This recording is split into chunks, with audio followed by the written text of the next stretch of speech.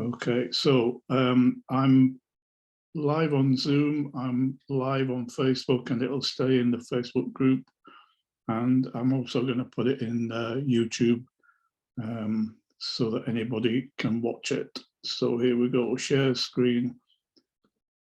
And you should now be able to see my Euro US 15-minute chart on TradingView. And what I need to do is just move you guys out the way and start by, we're going to have a fairly basic look at Crossfire for anybody who comes and watches the recording later. So basically Crossfire is something that you can do. There are 2 sessions each day where you can trade Crossfire. One is at this time of day, which is 1 p.m. till 3 p.m. UK time. And at that time, we trade these 4 Forex pairs. So that's Euro CAD, Euro US, GBP CAD, GBP US. There's another time of day when you can trade a different set of 4 Forex pairs, and that's at 6 a.m. UK time until 8 a.m. And in that case, it's Euro odd, Euro NZD, GBP odd, and GBP NZD. And just without going into too much detail, it's all to do with the handover or the crossover in the case of the 1 p.m. When London is already open, but New York is just getting ready to open. And there's a slight, we suspect that there's always some possibility of price manipulation when the 2 are actually open. In the morning, it's a handover from the Asian markets to the London market, and a similar thing happens. So we won't go into too much detail other than that's the basic reason behind Crossfire. So I'm going to move those out the way if I can, and just do, we're just going to look at one pair this afternoon or this morning, depending on where you are in the world. What I do at 1 o'clock is I put a couple of trend lines on. So I'm looking at the 15-minute chart. I'm looking at the 1 o'clock candle, which is that one there, but it's not finished yet. So we have to wait until 1:15 when that candle closes, and we can put these trend lines in exact position. But in the meantime, just to save a little bit of time later, I put 2 trend lines on, and I start them at 1 o'clock, which is there, and I take them to 3 o'clock, which is there. I put 1 above the price, and I put 1 below the price.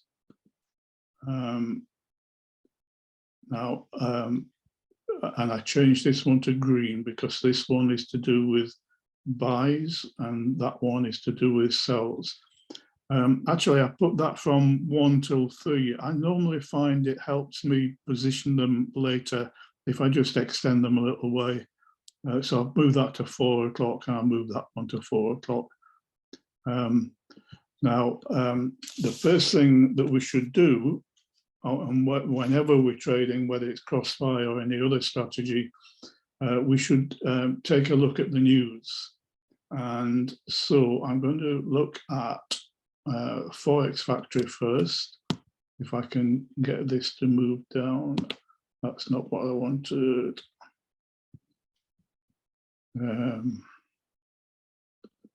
I'll start again there. Bear with me 1 second. Share screen.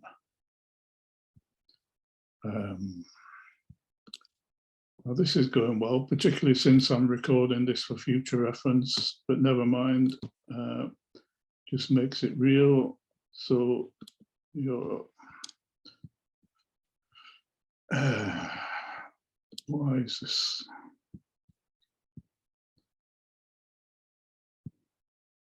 Just bear with me.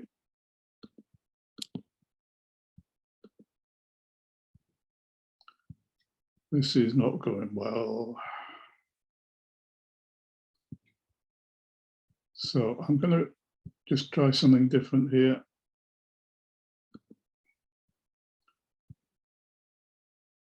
Zoom.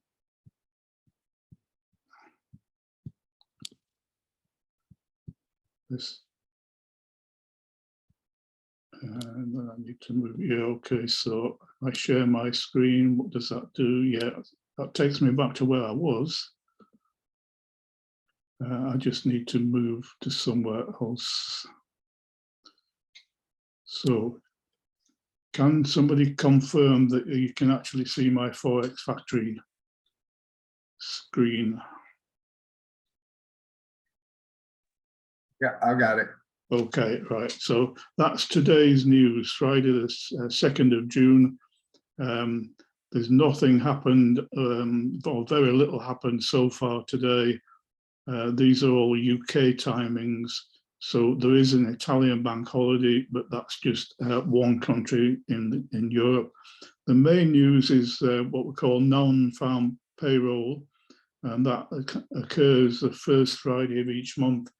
It's going to happen at 1:30 p.m. UK time, so that's in 22 minutes time. And there are three items of high impact news. These are the three items of news that have the greatest impact during the entire month under normal circumstances. And that is why a lot of people don't actually trade on non-farm payroll day. If you've been trading so far today, you'll have seen that there's been very little movement in the market. People are basically just sitting on the hands.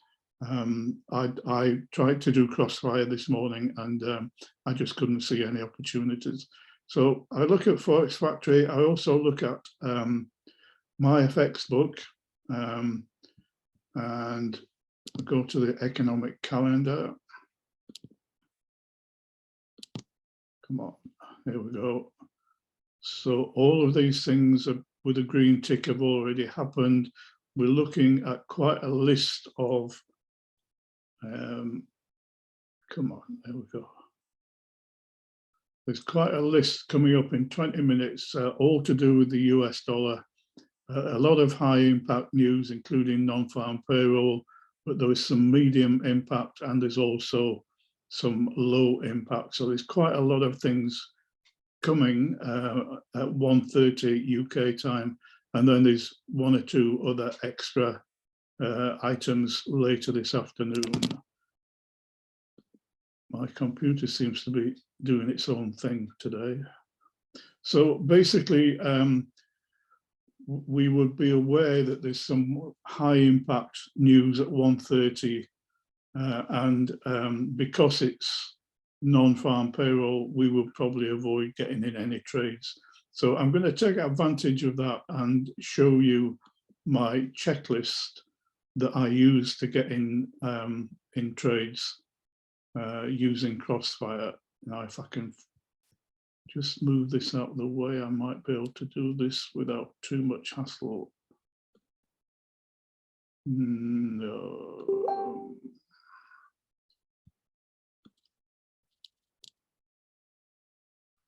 Right, I've lost my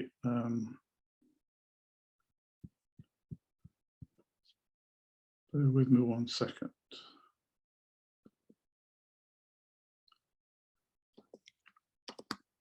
Always happens when I'm trying to do something different. So Google, go to Google Docs.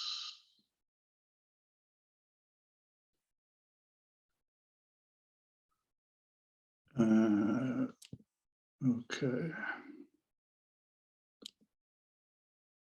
I had this all set up.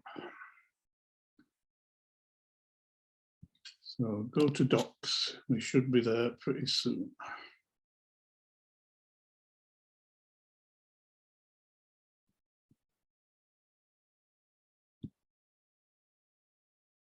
Maybe because I've got too many tabs open. I haven't got many open, but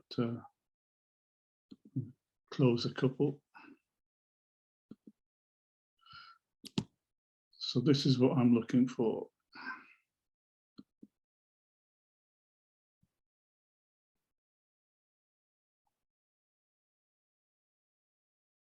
Right, you should be able to see my Crossfire checklist.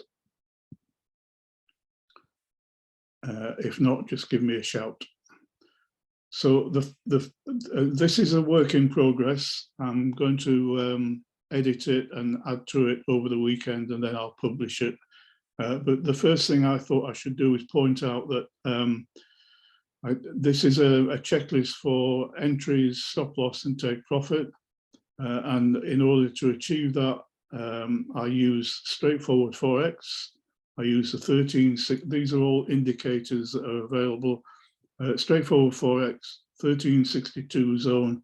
The heat map is not publicly available at the minute, but I'll still show it anyway. The Wada Atta, the SVP, which is a session volume profile, and I also look at things called pivots. So I have all of those indicators on my chart in one form or another. So that's just the part of the setup. And then the first thing I look for on the actual trading chart is where is price in relation to my two trend lines. So if price is above the green trend line, I look for buys, and if price is below the red, I look for sells.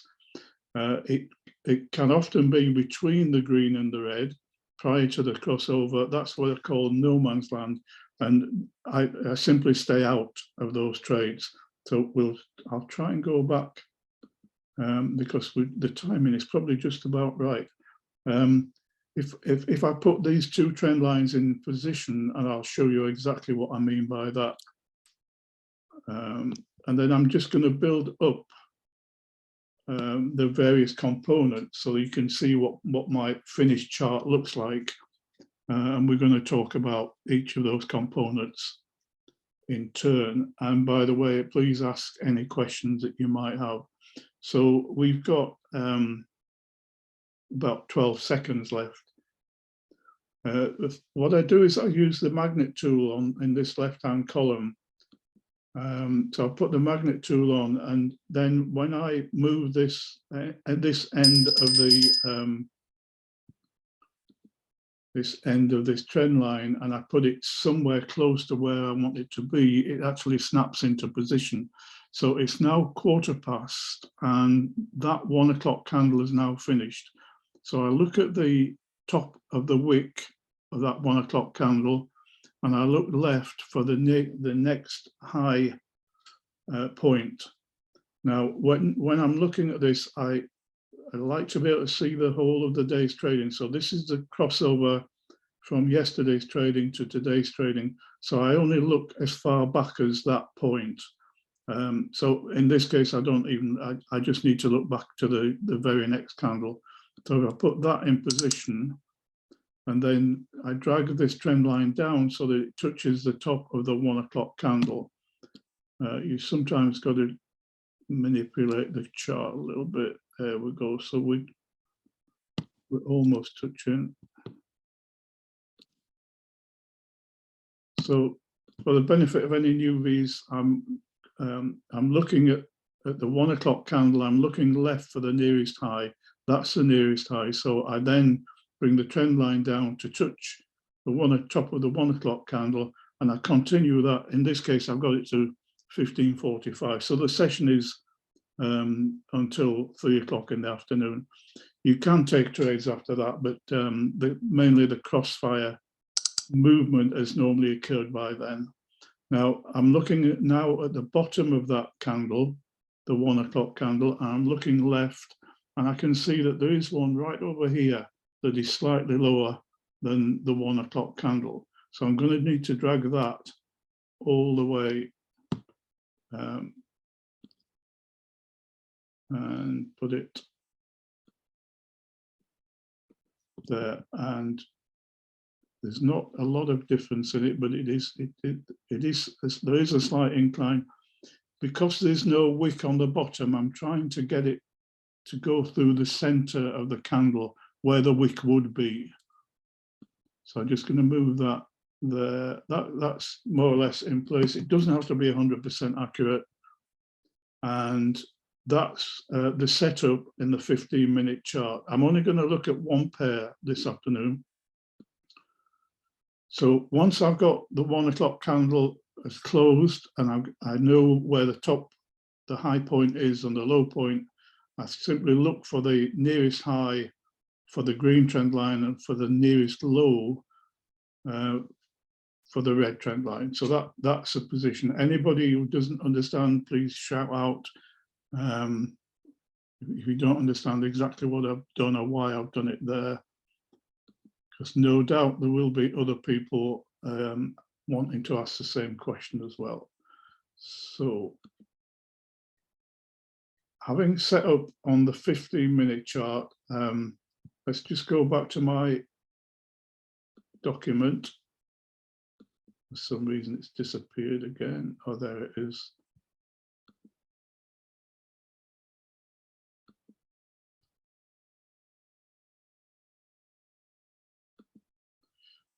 So we now need to decide, is price currently above the green trend line or below the red trend line? If it's above the green, we look for buys only. If it's below the red, we look for sells only. And if it's between the two trend lines prior to the crossover, we simply stay out, because that's what we call no man's land. So looking at the 15-minute chart, it's in no man's land. This wedge between the green trend line and the red trend line is a sort of a no-go area. I tend to trade on either the 15-minute chart or the 2-minute chart. Let me just see if I can move that out of the way. So I'm going to go down to the 5-minute chart. It looks as if price might be trying to get above the green trend line, but it's actually still well and truly in no man's land. Take a quick look at the 2-minute chart. It's exactly the same. It's right in the middle between right between the green and the red trend line. So there's nothing happening there. This little icon, this icon down here is a reminder to me that there is news at 1:30 on the US dollar. Now, in order to move forward, Crossfire originally started out with we started out doing Crossfire on the 15-minute chart and waiting for price to go above the green or below the red. We had some help with the it was in those days it was called the Ninjacator. That's been replaced now by straightforward Forex. So all I've got on here is just one component of straightforward Forex. I've got the wave down and the wave up. So we're currently in a wave down.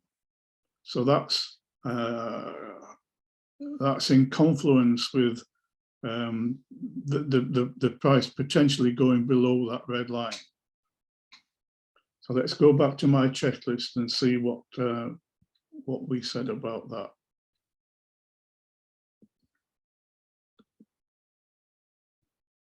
Right, so we're looking for either a wave up or a wave down.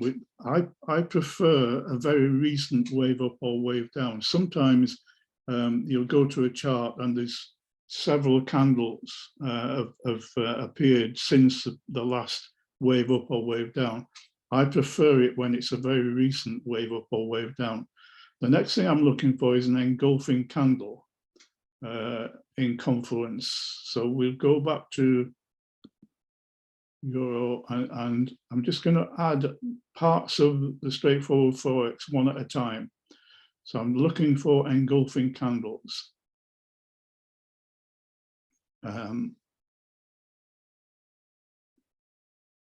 So I put I've got full bear engulfing and so full and bull engulfing, and I've missed one out there. Yeah, full bull engulfing, full bearish engulfing, bull engulfing, and bear engulfing. The difference between a bull engulfing candle and a full bull is that the full bull is caused by a candle that is bigger than the entire candle, including the wicks of the previous candle. So this, where I've got it marked in black, that's a full engulfing candle. In other words, that candle from bottom of the wick to the top of the wick was bigger than the previous candle from the top of the wick to the bottom of the wick. The other ones don't include the wicks. So that's a normal bare engulfing. That one's a full bare engulfing candle. I'm differentiating between them because I feel that there might be a stronger momentum where you've got a full engulfing candle, but I've yet to test that thoroughly. But I can see the difference between a normal bare engulfing and a full bare engulfing now. So I've also got wave ups and I've got engulfing candles here. So if I'm in a wave down and I'm considering getting in for a sell, I've got to wait until price gets below that red trend line, and B, I need an engulfing candle. Now this candle it's a 15-minute candle. I'm going to drop down to the 5-minute chart.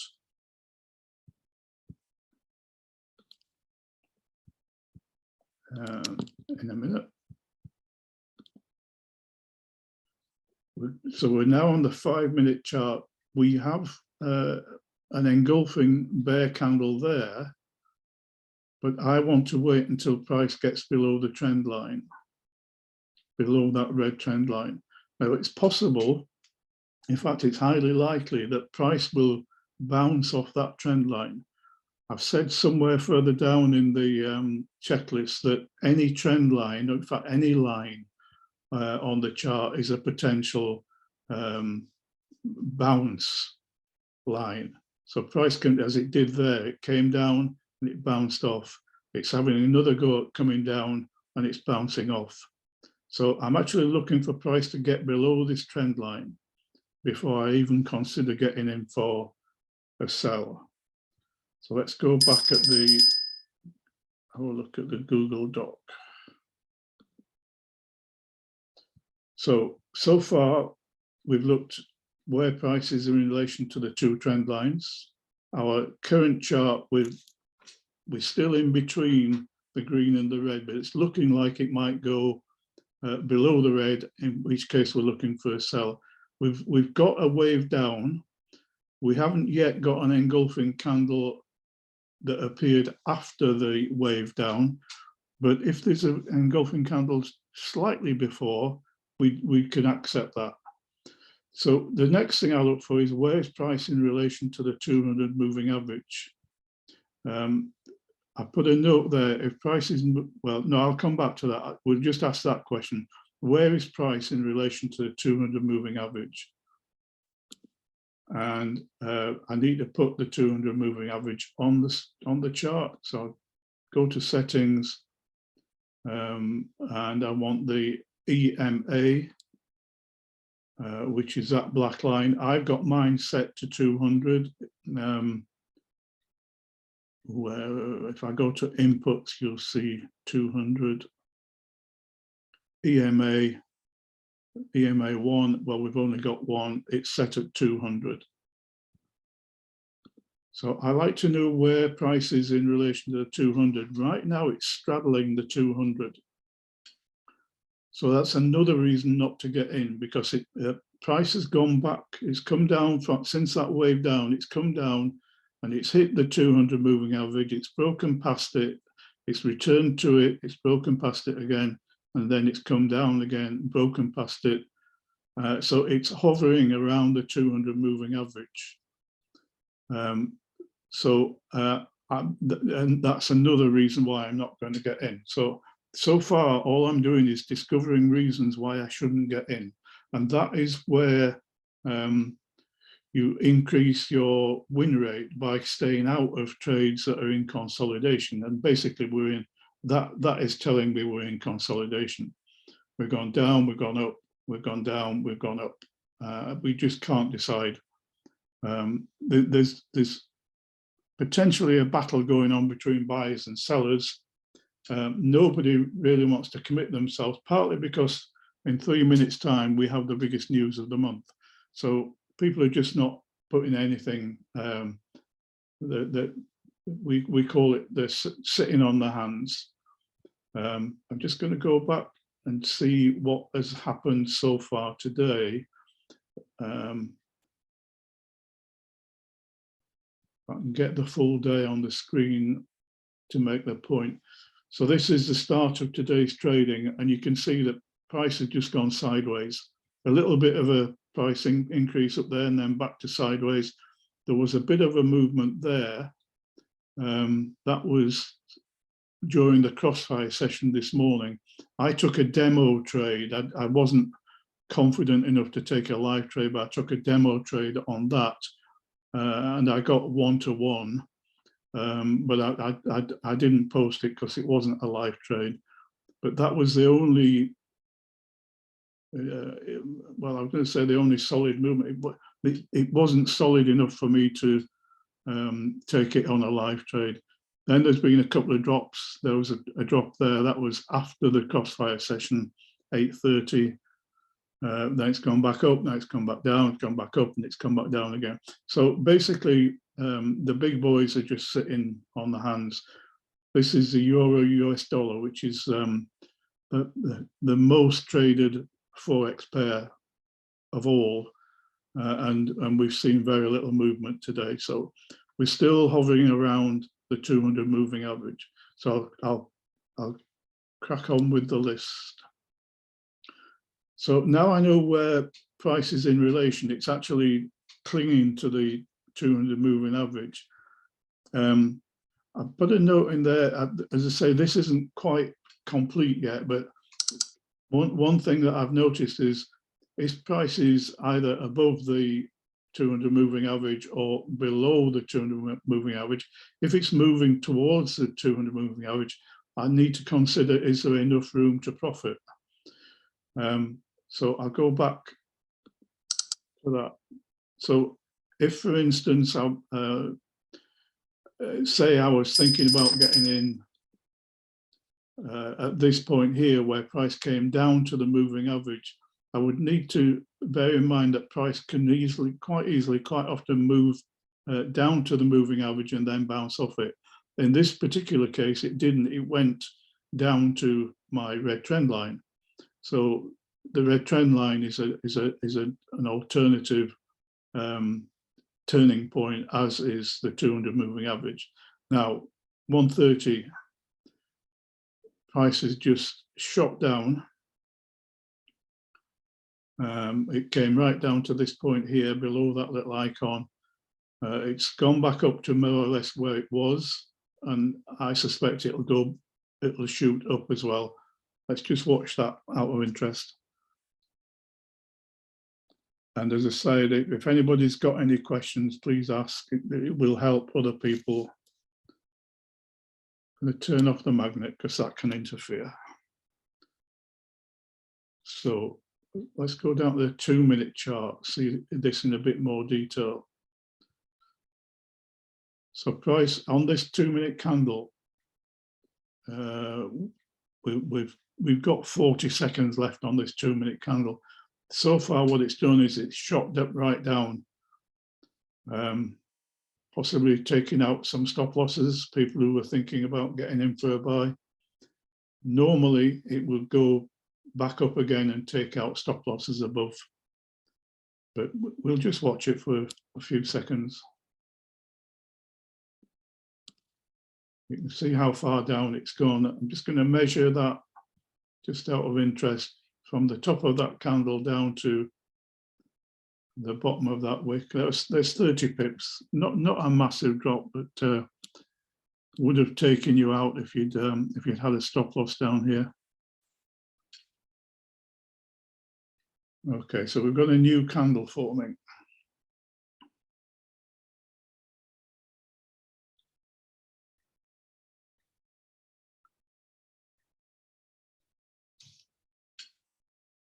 Okay, looks like it's settling down. So I'll continue with my checklist. Go back to this.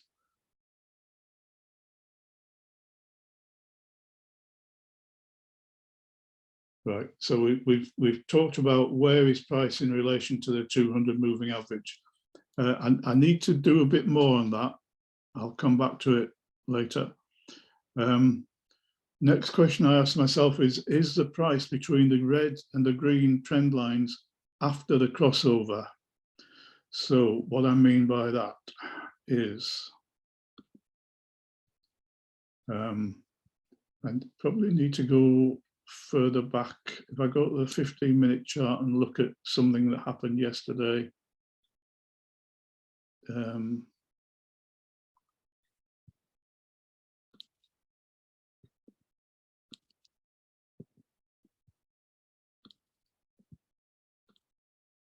if I look at this area here in a bit more detail,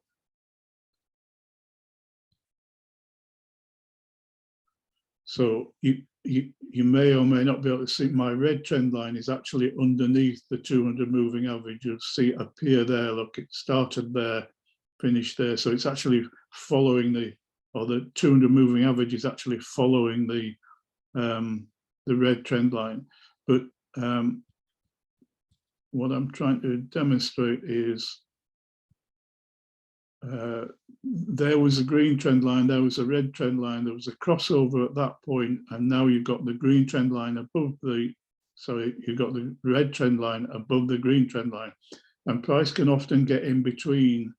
So there's a crossover, and if you've got price in between after the crossover, it is still valid to get in this case for a buy, providing there's enough room to profit. Now, my hesitation would be if I was looking at price just above that green line, I'd be thinking, well, there's not enough room between the green line and the red line for me to profit.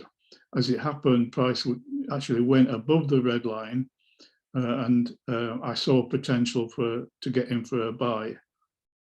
And I'll reset that chart.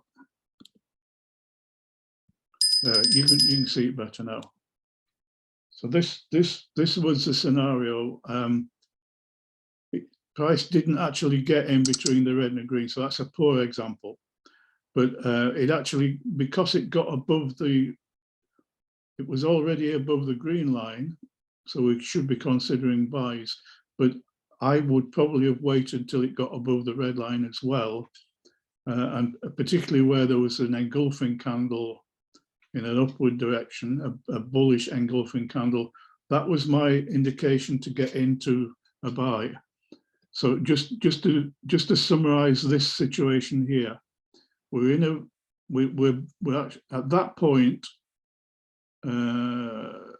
where we had the wave up. It was on that candle there, so we were above that candle there. We were above the green, and we'd also gone beyond the red, so we were safe to get in. We then got on the second candle, we got a bullish engulfing candle, so I got in at that point. When that engulfing candle closed, I get in at the beginning of the next candle. And just to sort of make a jump forward, my stop loss was at the bottom of that engulfing candle, the previous candle. So that was my stop loss, and that was a 7.9 pip stop loss. And I stayed in it. I actually set my take profit and got out at 1 to 3. It went above that, it went to 3.75. I'm going to talk about take profits and stop loss shortly, but yeah, I'll continue with the checklist. Maybe I should go and look at current situation here. Right, so we're still in the news situation. We're on the 15-minute chart. We're still on that candle. We're on the 5-minute chart now. So prices shot all the way down, taking out stop losses. It's gone back up to almost to where it was, not quite to where it was, but almost to where it was. We've now got a bit of an indecision candle forming. So it's now possible it can go either way. It can either come back down or it can go up. I sort of feel that it might go up and take out some stop losses above. But anyway, let's crack on. So that was a little bit about if prices between the two trend lines after the crossover, one consideration is there enough room to profit before price gets to the second trend line? I hope that is clear. Now, this one, I need to put a lot more explanation in. The next thing I look at is where is the 13, 62 and 200 moving average? What's the relationship between them? So I go back to my chart and I need to put on this 1362. So I'll put that on, and for clarity, I just need to reset that. Okay, so that's reset. So I'm going to take off the straightforward Forex. I'm going to hide that. All we've got now is, well, let's just go back to that and see, just remind ourselves where so the 200 moving average is literally being covered by those last half dozen candles. So we know where the 200 is. We need to know where the, just hide that. We need to know where it is in relation to the 13 and the 62. Now, I find it useful to take the candles off and just look at this, this green cloud or red cloud, and I'm focusing on the crossover points. So just looking where we are now, we've got this bottom line is the 13 moving average, which you can see has been coming down and is now sort of leveling off. The top line is the 62 moving average, which is still coming down. So remember where the 200 moving average was. I'm just going to place a line roughly where I think it is from memory. I'll make that black, put it as a solid line. So our 200 moving average is roughly there. The 13 moving average is there and the 62 is there. So that's not an ideal situation. What we need is the,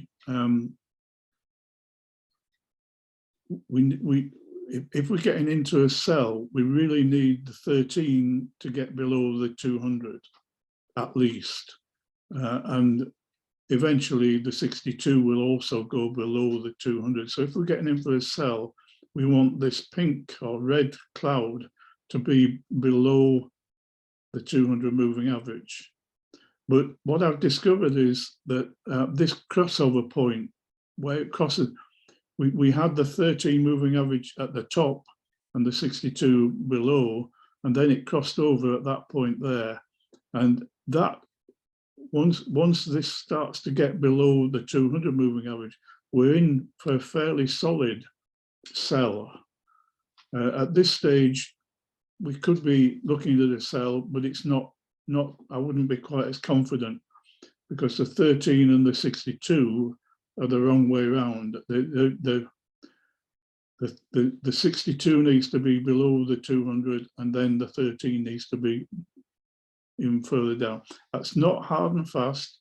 I sort of take it with, if I can show you an example of what I'm going to go on to say.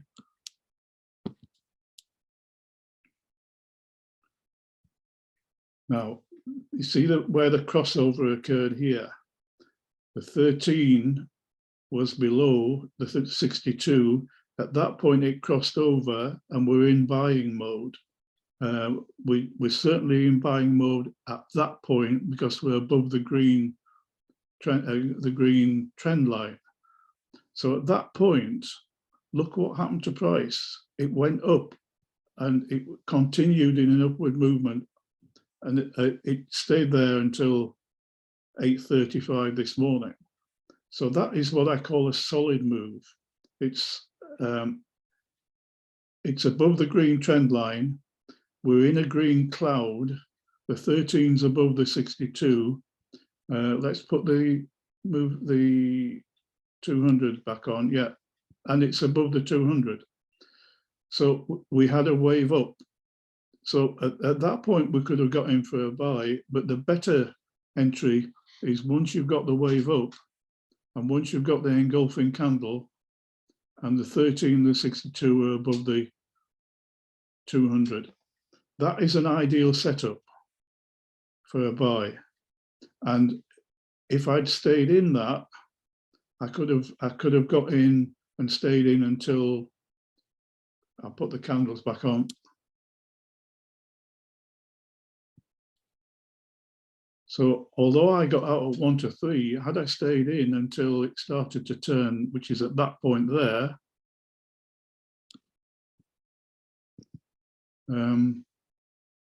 that's more like 1 to 7. It's 1 to 6.5. Now, it would be really difficult for anyone to stay in because price did start to level off. But I'll show you in a minute how you could have, what could have decided me to stay in. There's another indicator that I'll show you that would have helped me decide to stay in. I was quite happy getting out at 1.3, to be honest. But if you want some of these big moves, there's a way that you can decide to stay in, and you can move your stop loss up. You can either manually or remotely put a trailing stop loss on. So I could have sort of guaranteed, for instance, 1 to 3. I could have moved my stop loss to that level there and just let it ride. But anyway, I'll come back to that in a second. Let's go back to, where were we? We'll go back to this chart. Yeah, so price is still coming down. Let's just look at just using what we've got on that chart, the current chart. We're on the 5-minute chart. At 1:30, it plummeted down there. It went back up to where it started, and then we got an engulfing candle, an engulfing bear candle, and that's now saying to me, we're below the red line, we're below the 200. This 13 and the 62 haven't quite made it past. Well, I think the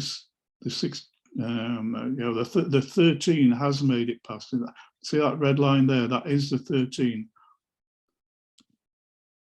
So the red line has crossed over the 13.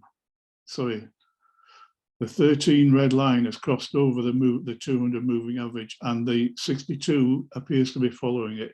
This is pointing downwards. So everything there is reinforcing. We're possibly looking at getting in for a sell on that. However, because we're only 15 minutes away from our news, it would be dangerous to get in. But what I'm seeing there is the potential for these two moving averages to get below the 200 moving average, and then we definitely will be in for quite a solid sell. I'm going to go back to my list. So 1362 and 200 moving average. I need more explanation on that, because there's more than one ideal situation, but I'll try and expand on that over the weekend. I then looked at the PSARs. So if the PSARs are below the price, I regard that as being a sign that they're pushing price upwards. If PSARs are above the price, I regard that as being pushing price down. So let's put the PSARs on the chart, because there's something interesting about PSARs. I'll put it back to 15-minute chart. I will go to straightforward Forex settings, and I'll just enable. So I've got the PSARs applied on input, but I need them on style as well. So there we are, PSARs. So the chart's looking a little bit more cluttered now, but once you get familiar with this, you can sort of see what's going on. Now on the 15-minute chart, have you noticed that when price went down, it went down to the 200 moving average? So that reinforces my thought that any line on the chart is a potential resistance or potential bounce back or turning point, whatever you want to call it. But they pushed it down to the 200 moving average, and then it shot back up again. It's now sort of undecided. This is a 15-minute chart. We'll look at a 5-minute. You see, PSARs have gone from being above the price, pushing price down, to not only being below the price, but being well below the price. So what I'm seeing here is the buyers are starting to come into control. These PSARs are an indication of momentum. So the buyers are pushing back. The sellers have pushed price down. The buyers are saying that's far enough. We don't want price to come back down there. They're starting to push back again. This is why we've got an indecision candle here. Small body, big wick, top, big wick, bottom.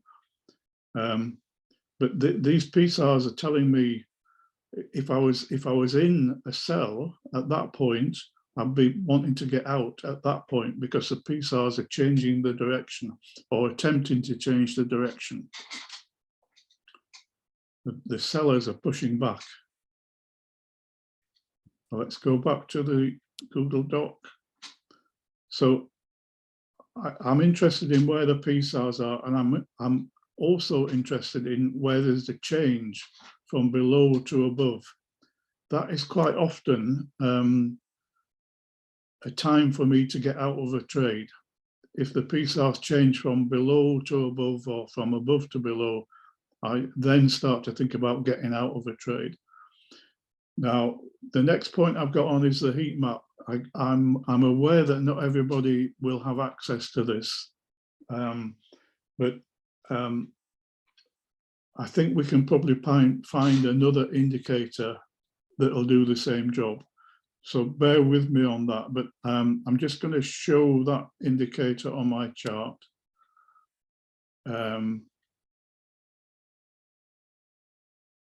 So it's this one here.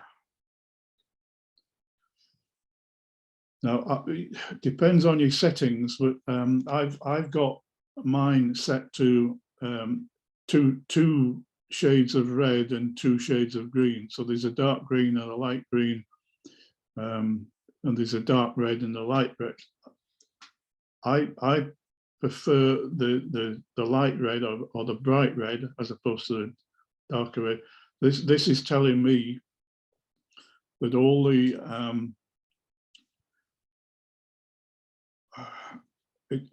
heat map is made up of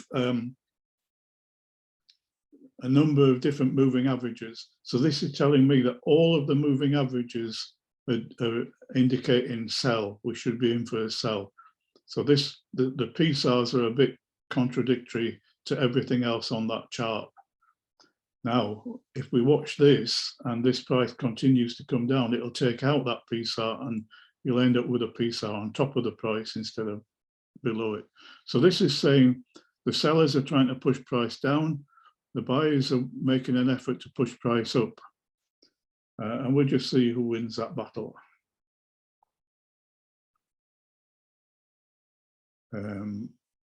If I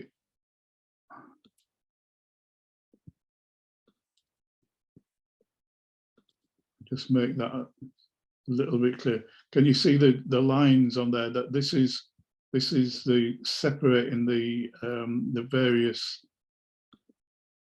EMAs. So we go into settings. There we go. So it's made up of moving averages. So there's one moving average there. There's another one there. There's another one there. There's another one there, and you've got numerous moving averages all the way up. 60, 65, 70, 75, 80, 85, 90, 95, and 100. So all the way from 5 moving average to 100 moving average, they're represented in those bars. And currently they're all saying sell. So the only doubt I would have about getting in for a sell, apart from the fact we're still pretty close to the news, is this PSAR. The other thing is, and I'll explain it in more detail later, but you see this long wick? That is telling me that price has been down here, but it's now back up there. So the buyers are pushing it back up. The sellers are trying to push it down, the buyers are pushing it back up.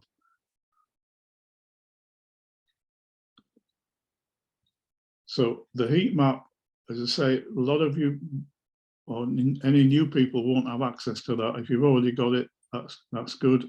If not, we'll try and find an alternative. The other thing I look at is the Wada Atta. And what I'm looking for is the black explosion line to be above the red dead zone line. And I also look for the histogram to be above the black explosion line.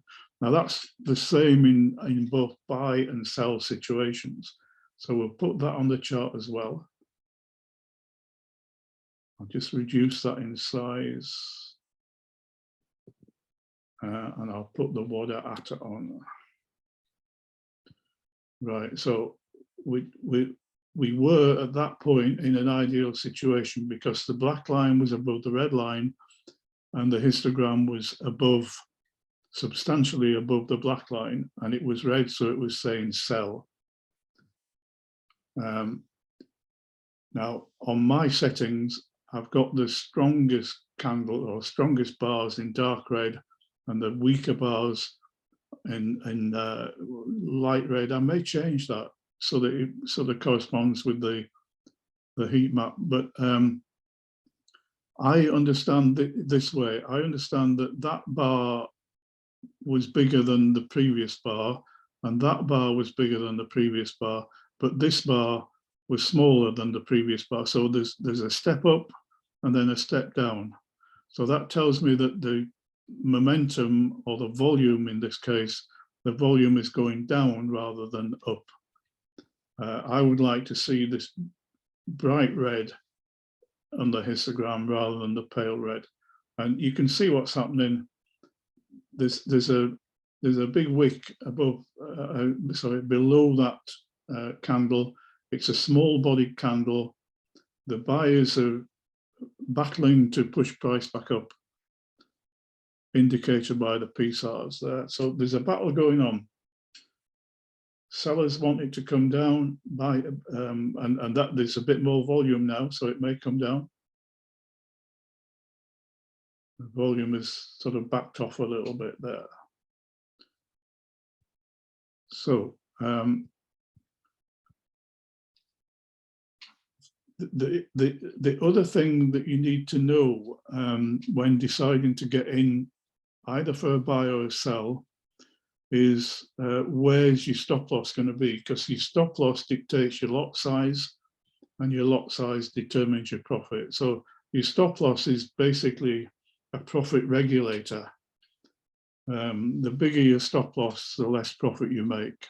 The higher, the smaller your stop loss, the more profit you make. And I'll just explain that in a little bit more detail. Go back.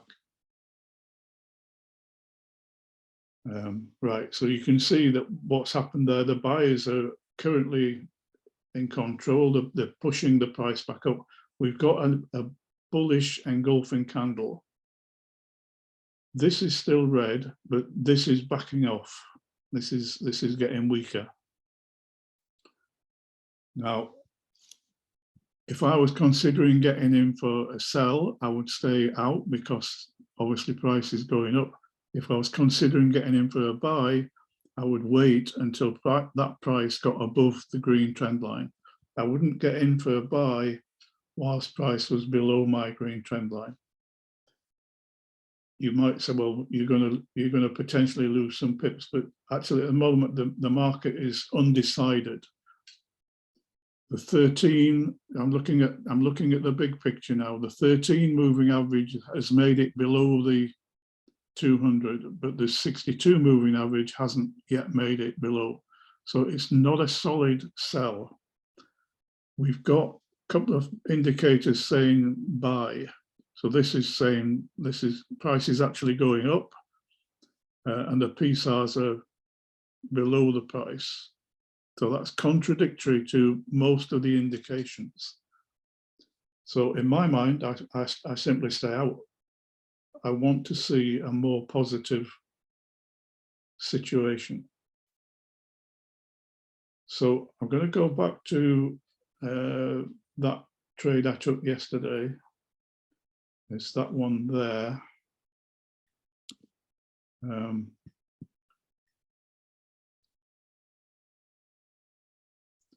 Make that as big as I possibly can so that I can explain it. So I see two potential stop losses. In fact, I can see three potential stop losses. The first one I can see is the wave up candle, which is that one there, which was also a bull engulfing candle. So the bottom of that candle there is a potential stop loss. The bottom of that candle there, because it's an engulfing candle, was a potential stop loss. And the bottom of that candle was a potential stop loss. So there are three alternative stop losses. I went for the 7.9. If I move, which is the latest bull engulfing, if I'd gone to this one, I've got a feeling it would have been too tight. That would have been 4.7. I like what's happened there. I like my stop losses to be on a 5-minute chart or a 2-minute chart. I like